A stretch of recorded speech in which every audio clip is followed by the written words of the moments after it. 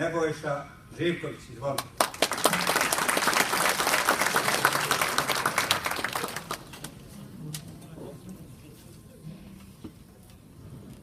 Časni oci, uvaženi gosti, draga braćo i sestre, okupili smo se ovde da proslavimo rođendan i slavu Republike Srpske.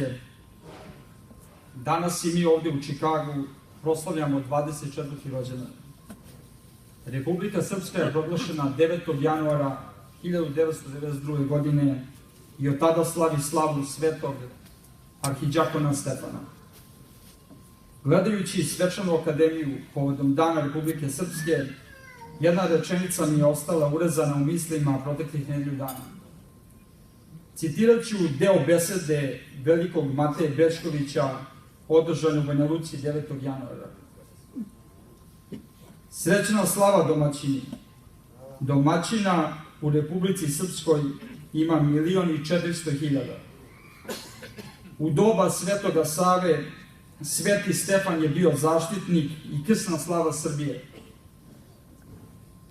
Srbi su u ovom svetitelju podigli preko 40 hramova. I samo Bog zna ko je koga izabrao za ovaj dan i slavu Srpske. Svetog Stefana Republika Srpska ili Sveti Stefan Republiku Srpsku. Velika mi je čast što mogu da vas pozdravim u ime Srpske narodne odbrane koja je duboko vezana sa Republikom Srpskom. Jedan od osnivača naše organizacije, Dučić, je poreklom sa tih prostora. Želim da se zahvalim svima koji su doprineli svojim trudom, radom i borbom da danas obeležavamo jedan od značajnijih dana novije srpske istorije.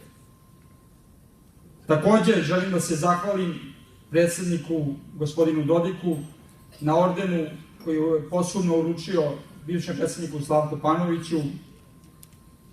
Živela Republika Srpska, živela Srbija.